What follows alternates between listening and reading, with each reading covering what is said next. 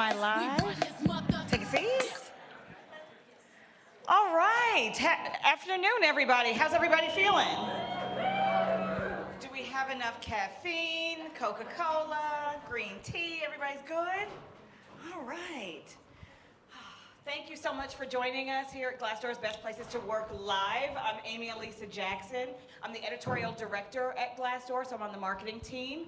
And today we've got some exciting panelists here to talk about women in leadership and really sort of empowering women in leadership. So first up, from the far side, we've got, or from this side, right next to me, sorry, No problem. Angela Crossman, head of talent analytics at Bain. We've got Mark Lipscomb, VP of People for 23andMe. And then finally, we've got Molly Q. Ford, Senior Director of Global Equality Programs at Salesforce. So welcome everyone today. We're sort of here to talk about, yes, the ladies in leadership, but this is a group conversation, right? This is about men and women in this conversation. I think there's never been a more powerful time to talk about women in leadership, right? We've just elected a slew of women in congressional roles. We've got more women running for the 2020 presidential election, and more companies are being helmed by female CEOs. Everyone from Jenny Romney at IBM to Ann Wojcicki at 23andMe. Women are really crushing it right now. But at the same time, we're still in a place of the gender pay gap. We're still at a place where the glass ceiling does exist in many corporations across all industries. So it kind of begs the question, how can we all play a role in developing women leaders? So we're going to ask the pros who've helped sort of create these really inclusive and diverse communities in their companies and sort of elevated, capable women. And we're going to get sort of the nitty-gritty on how they've done it. So first off, just a question for the panel. How do you all get to engage and how do you all get all employees engaged around the topic of women in leadership? It can seem like it's just a conversation just for the ladies, but how do you get the fellas involved? Oh, because I'm a fella? Yeah. You're our token today. Yeah, I'm a token guy on the panel. Well, great to be here. I mean, frankly, for us, having a female CEO is obviously a nice advantage we have. So there's no question about female leadership. Over half of our company is female. Over half of our executive team is female. So female leadership is just there. And we've got obviously leadership by example. We've got folks that started their career at 23andMe and have kind of risen through the ranks. And so we have role models. So when folks come into the office, it's not like, oh, there's no woman sitting in the boardroom. It's actually, I am the minority in the boardroom. And so I think that the optics of having leadership by example and just the tone that's set from the top is how we engage everybody. Molly, how do you, or what do you believe is the role of men here in this conversation? Because you guys don't have a female CEO, you have Mark. So we're joking with Mark that he's the man up here, but I mean, let's be real, men are in leadership, right? And most companies disproportionately, like our company is 70% male, right? So we need men to lean in and participate in this, right? When you're fighting for LGBTQ rights, you need straight people to get involved. When we look back on the legacy of the civil rights movement, there were folks that weren't black that got involved in the civil rights movement, right? So at the end of the day, most CEOs are men. We need male leaders to lean in here. So at Salesforce, we're very clear. We define things. We're very purposeful in how we talk about them, and we call it allyship. And we ask our folks to lean in as allies. But we were very clear not to say men are the allies, right? I don't want to make a white or male hero out of anyone, right? It's my job as a straight woman to be an ally to an LGBTQ person, right? As a black woman, I want a white woman to be my ally, right? I move through the world differently than a woman of another color. Right? And that's important to me. And we make allyship actionable. There's 4 steps to being an ally at Salesforce. We ask you to ask people about their journey. Where'd you grow up? Where are you from? How'd you make it to this company? What college did you go to? Listen with empathy and respect. The third, ask, listen, show up. So we ask people to show up for women, right? We have a thing called BAM. And when we have a women's group meeting, BAM means bring a man. So we say, men are welcome, come in here. We have a panel about hacking parenting and talking about being a mother. Well, men are parents as well, right? So we ask them to participate. And the last one is speak up. So in this day and age of #MeToo, it's more importantly ever when you hear a blonde joke, when you hear a racist joke, a crude joke, that you're the one to speak up or amplifying those women's voices, right?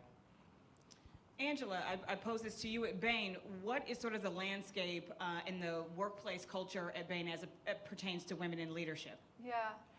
I mean, we have visible women leaders at every level of the firm, from the chair of the board to practice leaders, office leaders, client relationship leaders, leaders in operating roles in the firm, which is critical. It is also a firm where we're not as far along. We don't have 50% women at this point. So things that we do are really clear about our aspirations around diversity. And women being part of that. I think it's really important. I have a 4-year-old, and you think differently about what's acceptable versus what's a nice to have. So it's like, Mommy, can I watch 10 more minutes of Sesame Street? It's a different answer of like, Mommy, can I stay up 10 more minutes and watch Game of Thrones with you?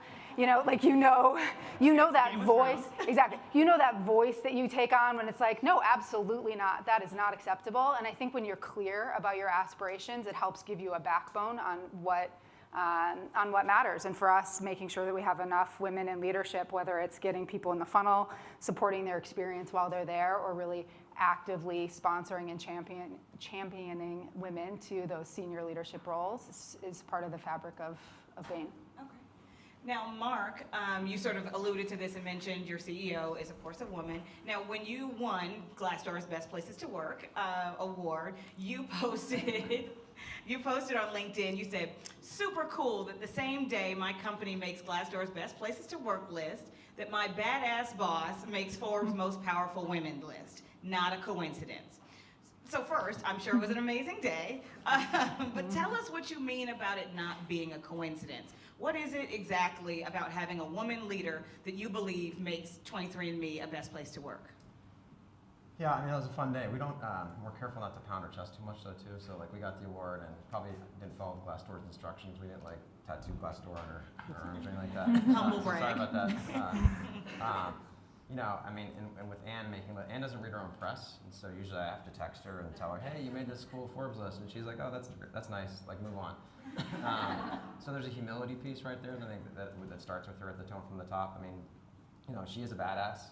I think it really comes down to a really simple thing. She actually cares for employees as people, and she talks about that from day one as a new hire orientation. She talks about like, we want to have a culture that's supportive of your stages through life and through your career, and so I don't think we don't ever look at her and say like, oh, that's because she's a female or a male.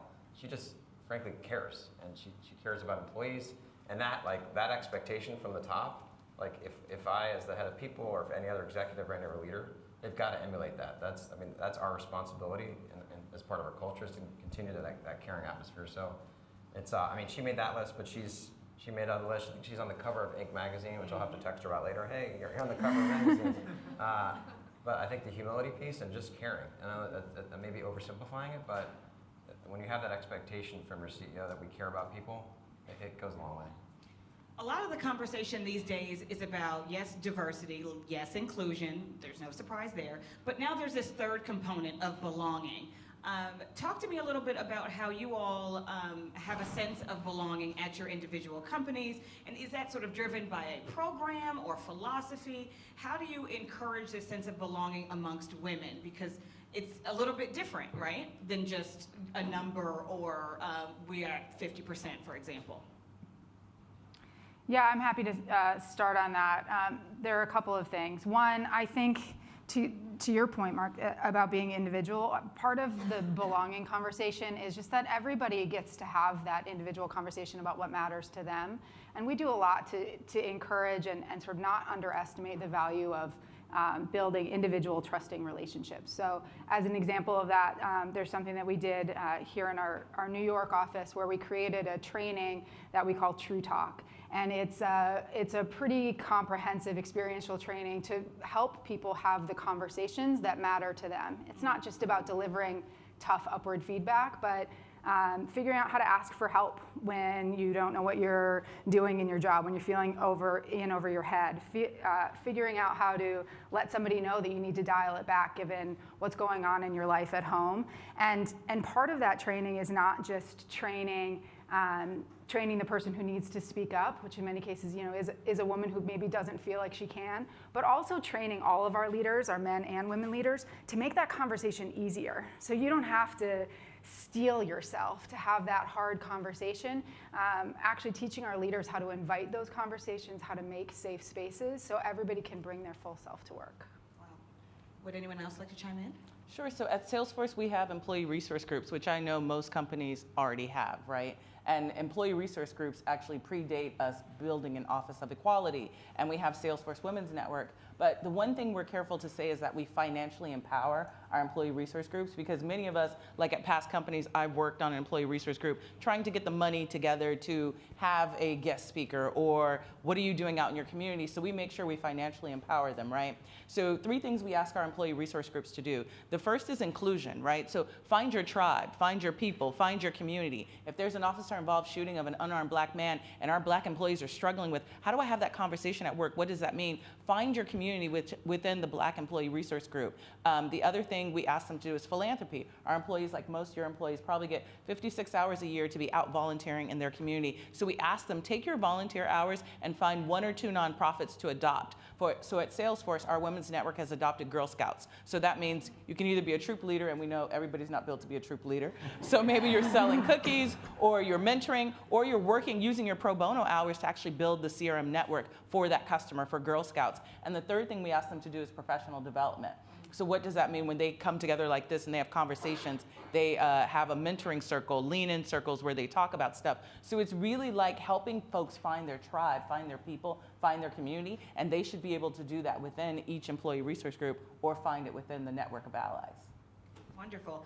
When you mention sort of mentorship, it brings me to my next question, which is something that we talk a lot about at Glassdoor, especially in our Women in Glassdoor group, is sort of this difference between mentorship and advocacy, or mentorship and sponsorship, and how important that is, especially for developing women leaders, not just to recruit and retain, but so that you have thriving employees, right? Talk to me, Molly or Mark, sort of about this difference between mentorship and advocacy, how that plays out, and whether or not you've really thought about or sort of instituted what that looks like at Salesforce. Because it's one thing to say, hey girl, you should do this and this. It's another thing to sort of talk about a woman in a room and advocate for her promotion or advocate for her to take on a stretch assignment. Right, and for us, and I'm really clear, in my own personal journey, I really think my career took off and really benefited from when I found a sponsor. So someone working for me is like, hey, I want a mentor, I'm gonna ask this person for coffee. I was very clear to tell her, go find someone who's in your sphere of work, right? Not your direct leadership, but you want someone who can influence rooms that you are not in, right? So I had an idea back in 2013, I wanted to do a women's conference, and now we see women's conferences all the time, but in 2013 in tech, there was no such thing.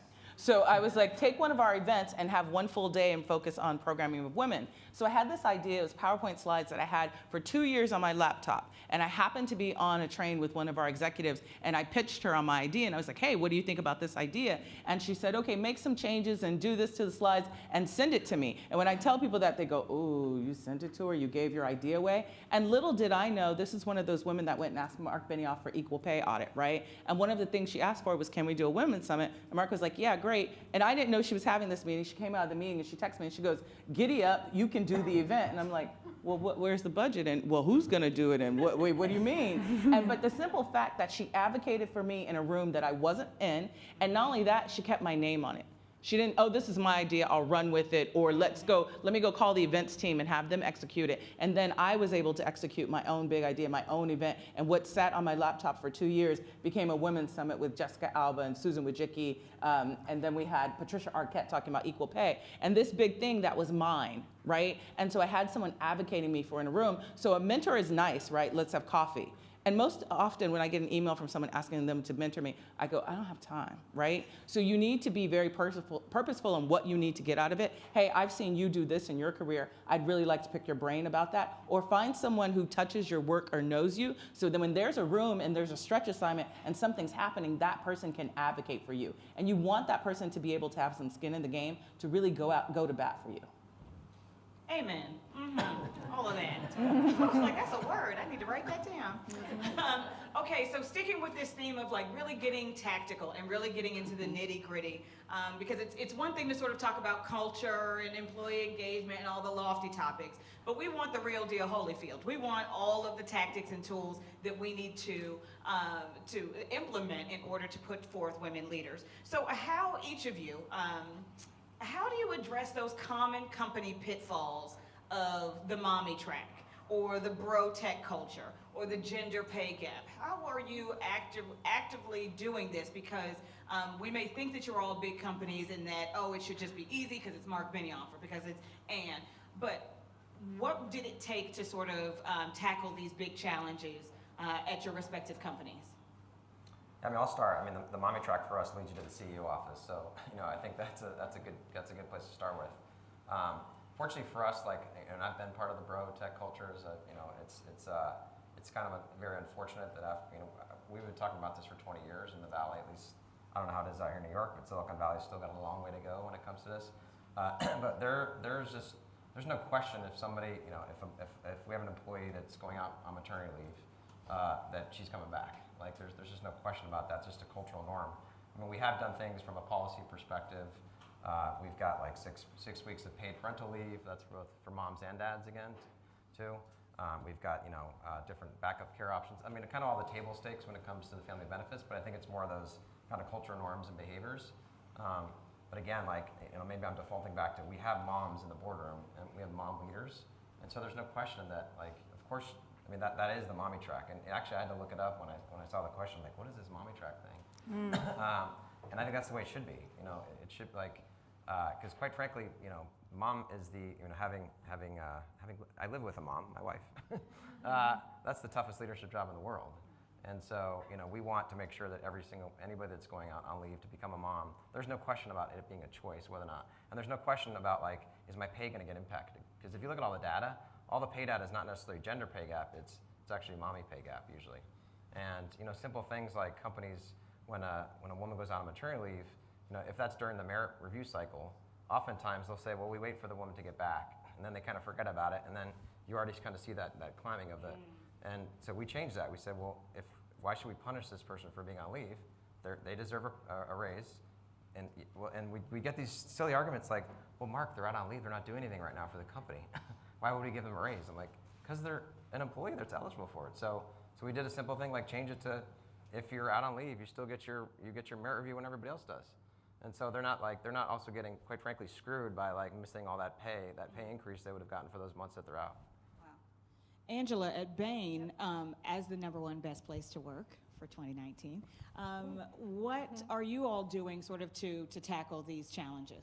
Yeah, I think there's a lot of similarities. It's making sure that everybody both gets parental leave and takes it. I was really impressed. We improved our parental leave for men and for women recently, and men at all level of the firms actually started taking their leave because it's a meaningful chunk of leave now. It's Really? 2 months of leave. Yes, and it was wonderful. Like the first person in our office who took his full 2 months of leave was a senior partner in the firm, and he's just like, peace, don't worry about it. And it was didn't great. feel penalized, because I think that's always No. the thing is like, oh, the guys aren't going to take it, so then as a woman we can't take it. They're taking it, and it's wonderful. I mean, we have programs also. We have a Take Two program, which is unrelated to family planning, but it's just people can elect to take 2 months of unpaid leave at various times, and that's another thing that people are taking it, and men are taking it, and women are taking it, and I think that changes some of the conversation. And I also think this is a place where we have to know that sometimes men and women want to take a different role in the company, and we have to elevate those roles as well. So, in consulting, there are a lot of jobs where you're on the road a lot. Maybe you actually do want to dial that part of your career back for a while and take a job that is more internally focused, more focused on the operations of the company, where you're not on the road all of the time. That's not bad. That's an important job in the company, and I think that we have to elevate all roles that deliver on our mission to help with some of this issue. And the last thing I'll say is I think this is a place where men can really step up. and also talk about things that matter to them outside of work. I've started noticing it increasingly. There were some partner promotions recently, and all of the introductions congratulating people, whether they were men or women, noted if they have kids at home that they care about. That's something that we sometimes just do with women. She's a great mom with 2 kids at home, and this is a career man. And I think it's important that men talk about the trade-offs that they make. Tell your team, I'm logging off at 4 o'clock today because I'm going to my daughter's ballet recital. Talk about what matters to you, because I think some of it is elevating, women, and I also think some of it is men maybe being a little bit more vulnerable in the role of work and family. I love that additive, just because of the fact that it's something that we can all do, no matter what our company size is, if it's a small business or an enterprise company. Really shifting the dialogue and the conversation around bringing your full self to work. And some of the fellas, yes, there are fellas here, you guys can bring your full selves to work. That's wonderful. Molly, would you like to chime in on that, just in terms of sort of how you all are addressing these common company pitfalls, and what it's like when you're trying to be at the forefront of some of this change? Absolutely. I don't want to be redundant to some of those things they said, but one of the things is we extended our family leave, and we're very careful to say family leave because we want men to take it as well. So to extend it to 6 months, and then after 6 months, you can come back on, I can't remember the name of it, but you can come back part-time, like take 1 day a week off for 4 weeks on the return. So that's important to us and so we noticed that more men are starting to take their time and speaking about it. But we had an all-company meeting a couple weeks ago, and my boss now is in charge of kid pickup and drop-off, right?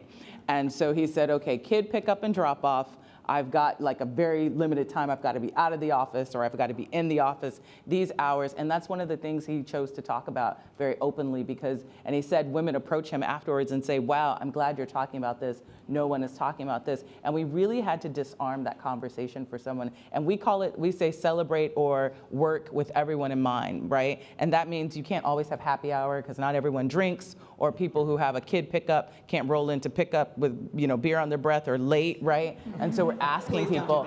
Yeah, exactly. We used to have a product meeting that was super early in the morning on Fridays, and in order to get on the agenda, you'd have to get there early and get your name on the agenda, and it really became a thing to be on this agenda. And we said, well, if there's a parent, there's no way they're able to make that kid drop off and then get to we're like, you can't drop the kid at 6:45. But like, you got this, right? So that became a thing. And then we really worked to, I say like at Salesforce, we looked at the things that the company already does. We call it use a platform. What's the company already do, right? And then figure out how to add equality to that. So we have 2 big management meetings twice a year of VP, SVP above. And our CEO looked around the room and said, wait, where are the women? Where are the new movers and shakers? What's going on here? So then we started to mandate that each leader had to bring 10 high potential women to this meeting with him, right? And then you started to see not only more women coming to those meetings, leaders being conscious about who they were inviting to that meeting, but then you started to see those women speak up, right? And then they started to have a voice and starting to participate. And then next thing you know, the product demo's not all bros anymore. That product demo has some women back there doing it, right? And so those were the kind of cultural things we started to do to kind of really kind of seed and see change happening. I think one of the, go I was for it. gonna add, I mean, like as HR professionals, we're in charge of a few things. We're in charge of like pay, so that's something that, that's easy data that we can look at. We're in charge of promotion, obviously, and that's also data we should look at, like pay and promotion. Those 2 things are huge, and I mean, it's crazy sometimes when fortunately not at my current company, don't hear a lot of this, but like you hear, oh well, she's gonna have a baby, so she doesn't want to, probably be a director anymore, probably this, and I'm like, is this censored? Like that's bullshit. Yeah, like that's just effing absurd, but like. So as in our function, I mean, we control very big levers of this conversation and totally agree on the cultural norms, but like back it up with data, because that's the other thing. It's like we've got the data. We've got the data when it comes to recruiting analytics. We've got the data when it comes to promotion rates. And you've got to be able to stand behind that data. And if not, you should be embarrassed as a people leader. If you don't have gender parity in that data, then you need to fix it. Absolutely. I like that one of the things that each of you has mentioned is sort of all of our responsibility to moving this needle. I think like minorities, women can sometimes feel like, the burden of doing their full-time job, plus trying to advocate for other women or mentor other women, plus recruiting other women. We've all been asked, and being in the employee resource group, all of the ands, right, that are on top of your everyday job. But how do you and your company sort of prevent this burden or compensate for the extra work that is done either by women or those allies around recruiting more women, around sort of leading the employee resource groups, equal pay, speaking engagements, all of those things? How do you guys balance that? Because it can feel a little overwhelming for women to be, for anybody to sort of be at that forefront and have that in addition to their regular everyday job. Yeah, I think at Bain we do something that sounds similar at Salesforce. Part of it is having formal allyship programs and really making sure that that as many people as possible are credible and visible on these topics. So, if a woman recruit walks into a room that isn't half women, she still feels like she gets to understand and ask the questions and what is it like to be a woman at Bain. So I think that the power of our allies and making sure that they're really enrolled and equipped to be helpful is important. And then I will say for my own self, like, there's not a solve for some of it. It's important at Bain for women to show up at recruiting events to be there. It's important at all of our global training programs for there to be women trainers at the senior level to show our junior folks. And until we get to the point where we have just as many, there are some times that we try to load balance and take other responsibilities off. But you also don't want to penalize women. You don't want to say, well, don't go to the practice meeting because you have to be a trainer because, gosh, some powerful stuff happens at the practice meeting.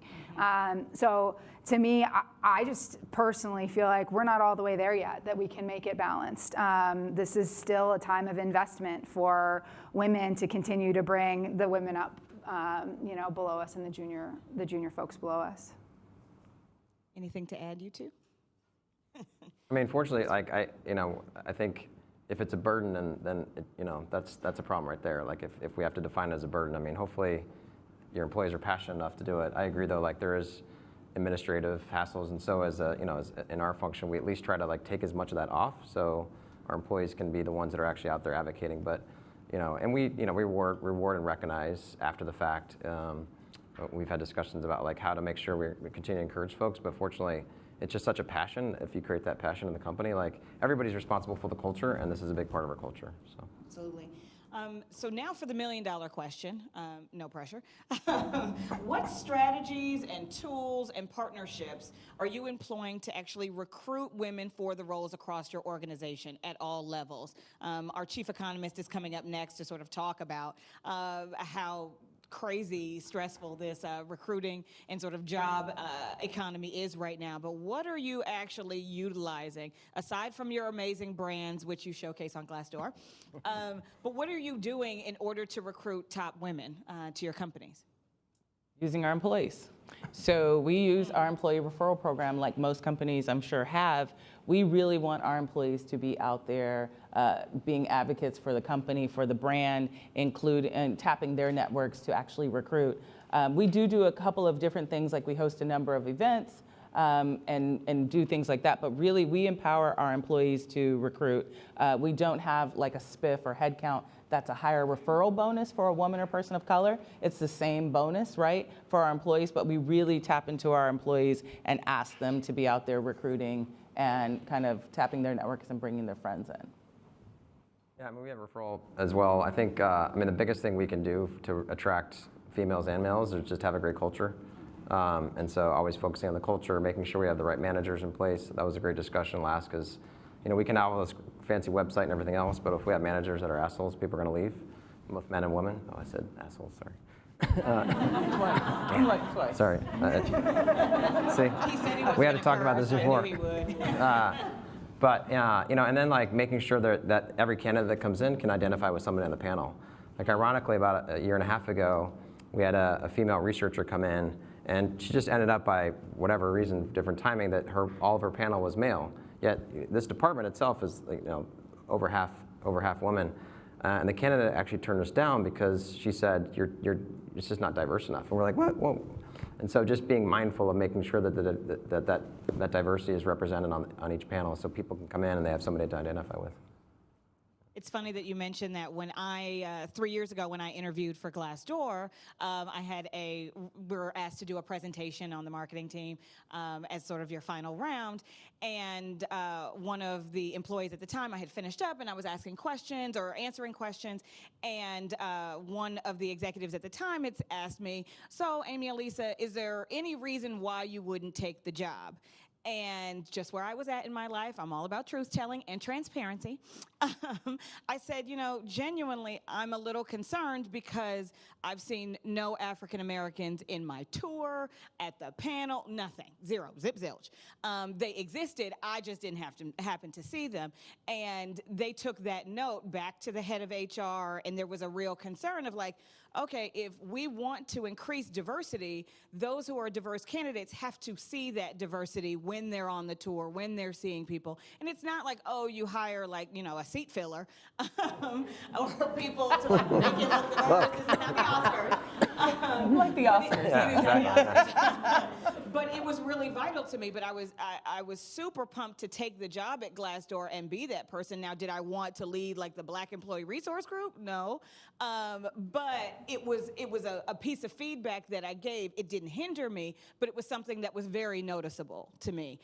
Even though I'm 15 years into my career, I'm not looking for like an all-Black workplace. But I was like, oh wow, like nobody, like anybody with a curl. So I mean, it's something that you can do is just really be purposeful about who is in the interview loop, who's in the office. When you're touring your folks around, when candidates are there, what are you showing them? Yes, you're showing them the free food and you're talking about the benefits and you're talking about how amazing it is to work there, but just make sure that they're seeing all of the beauty about your company as well, because we're paying attention. That actually reminds me of a funny story. We launched something called Inclusive Hiring Principles for that exact reason, that if I tell everyone, make sure your candidates see a diverse panel, and then I got questions like, well, how do I know they're diverse? And I'm like, okay, forget it. So we always say, so we launched something called 5 Inclusive Hiring Principles, right? And we said, okay, first step, you always hire the most qualified candidate no matter what, right? But second step, we're asking you to have a more diverse slate. Right? So making sure that candidate pool, if everyone came from XYZ company or school, make sure you got someone different. And then we tried to do different things like that. And one of the things we're working on piloting is an app that our candidates can use. So you're coming in for your interview, where do I park? Who am I meeting with? How do I get to their LinkedIn profile? And we're trying to make it almost like Tinder, and don't act like y'all don't know what Tinder is. But we're trying to make it so you can swipe right and like meet an employee. So you can meet an employee before you come on site for your Salesforce interview. And of course, you're far along into the interview process where we want to be grooming and courting you, right? And then you can say, oh, here's a working mom, or here's a working dad, or here's someone who works remote. And we're making sure that those meet a Salesforce employee are super diverse people, right? And then we're incentivizing them. You can actually click to be matched with them, and then you get a one-on-one phone call, 15 or 20 minutes with that person, and then whoever does the most calls as an employee, we give them a spiff. They get like, you win a Xbox or something like that. We have a little campaign for them, but more importantly, that candidate then gets to rate their experience talking to that person, right? And those employees that are doing the matching, we've then invested in them training, got their managers to agree, and that's my way of saying, I can't really instill, as Salesforce is growing and hiring 7,000 people a year, that you're gonna see a woman on your candidate pool, panel, but here's how I can make sure you can connect one-on-one with someone. You got to market that app and sell it to all I really will. I'll sell Tinder it to for y'all. companies. Or maybe. I like it. The is Tinder great. for the Yeah. companies. I like it. Tinder, yeah. That on is the, great sorry. candidate experience. I think that that's something also that we can all take away. Maybe we all don't have the app. We don't have it at Glassdoor. But just being able to say to your candidates and those who are applying, being able to say like, hey, is there anything that I can do to enhance your experience or showcase something? Are you interested in some part of the company that you haven't seen yet? Or here's sort of a packet or some sort of information, or here's another employee you can talk to who's very similar to your background, or those types of things are ways ways that we can impact the candidate experience to make sure that these conversations are happening and that candidates are able to see the full depth and breadth of your companies. Mark? I was just gonna add, like, in terms of like the hiring process itself, it's really important to, and you guys all know this, but like look at the feedback that you're getting on candidates, because we really kind of revamped our whole hiring process, because we would get feedback that was like, oh, she's not a fit because, whatever BS excuse. So, about 18 months ago, we actually wrote down our core values, and we've all got that. But now everybody, rather than talking about like cultural fit, we actually evaluate towards those core values, and those are fundamental to the company. But we really we'll reject feedback from interview panels, because our CEO, our head of recruiting, and I read every packet, and we'll reject it if it's not like thorough enough, because like this person spent all this time to come, and part of the candidate experience is making sure like we owe that time to give the right feedback. And I mean, you guys all have seen bad feedback and good feedback, and it's really important. Like, sorry, we're not going to pass this candidate on unless you fix your feedback and make sure it's not, because that's where you can find the bias. You can find a lot of implicit bias in that. They may not know about it, but our job is to kind of grade it and then reject it if there is bias there, and give us the real reason why you support or don't support this person. Angela, at Bain, any tweaks that you've made to the candidate experience or the interview process to really advocate for more women applicants, or just made the experience better? Yeah, well, a couple things. One, a lot of our recruiting happens on campuses, so undergrad recruiting and MBA recruiting, some other advanced degree recruiting, and so there also it's really about building those relationships, and we've found that with women, with minority candidates, with our gay and lesbian applicants, a lot of times getting to know them very, very early in the process is helpful, just to even get them to think about applying to Bain.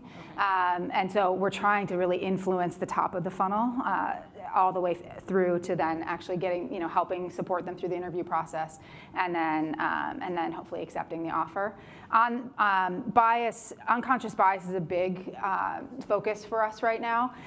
So we're doing a few things, just really training our interviewers and our core interviewers on mitigation strategies. There are things like we used to share first round feedback ahead of second round interviews. There's a lot of confirmation bias that happens. We have that feedback to help make a decision, but we don't share it with our second round interviewers.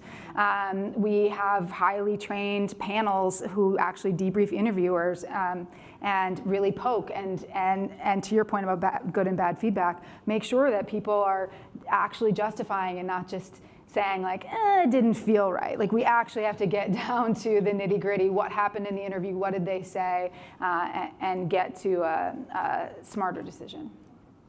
And then lastly, group, what advice do you have for attendees today on sort of 2 or 3 steps they can take to be sure that they're actively developing women to move forward in leadership roles at their companies?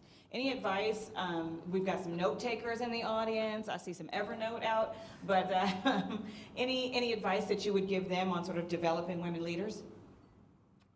Well, I would say just go hire a female CEO, because that after like a month, tell the story. After about a month working at 23andMe, I went back home and I told my wife at dinner, I said, I really just think women are better leaders. And she said, yeah, no, so here I go again. Just no shit. But in absence of like being able to run off and do that, no, I mean, tone at the top, leadership tone at the top. Again, I go back to data. One of our core values is lead with science, like having, making evidence-based decisions. Again, like think about the things that we have in our control. We look at promotion, we look at the pipeline. There's a P thing here we can probably come up with. Promotion, pipeline, and then pay. I mean, those are simple things. Like, you've got to be kind of that, for lack of a better referee, to make sure those are happening. And obviously, like, going back to those cultural norms, I think, the visibility, whether it's Anne, like when Anne at a big major company announcement had one of her kids on her back. I mean, it's just part of like the being supportive. They're basic things, but I think it really comes back down to basics and just caring about your employees, male and female, and caring about them through all stages of their life. I have 2 answers. The first is for a leader. It's got to be that data-driven approach. When 2 women at Salesforce approached Mark Benioff, our CEO, and said, we think we have a pay gap, we think there's a problem, the first thing he said is, bring me the data. You've got to use data to do everything. That's how you've got to speak to your business leaders. You need to use data. But now I am aware everybody doesn't have access to data. Everyone's not a Mark and a VP of people. That second thing is mentor someone who doesn't look like you. It can be as simple as mentoring someone that doesn't look like you within your ranks or outside your ranks, right? Because it's about bringing that inclusion, right? We have a saying at Salesforce called onlyness, right? And it's the lonely of being the only. And it really sucks when you're the only person of color in a room, you're the only woman on a team. And so really, as much as we can make belonging and make those folks feel included, that is what's super important here. Yeah, yeah. I would say, at Bain, we've done some really valuable gender parity research, and it's just really all about what do you need to do to close the gap to getting women into leadership roles. And there's often an aspiration gap, a confidence gap, and an endurance gap. To me, one of the most important levers there is actually the endurance gap. Don't make it so darn hard.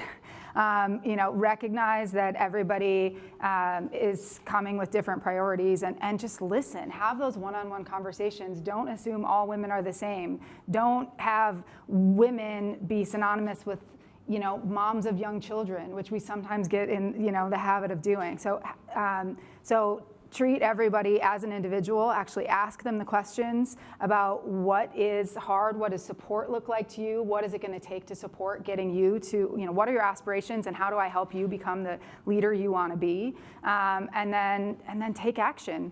And a lot of times it's what some of the research calls the everyday moments of truth for women, but take action in those moments to support a woman who's just trying to get there. Wonderful. I think we've all gotten some amazing takeaways from this afternoon's panel. Thank you so much to our panelists.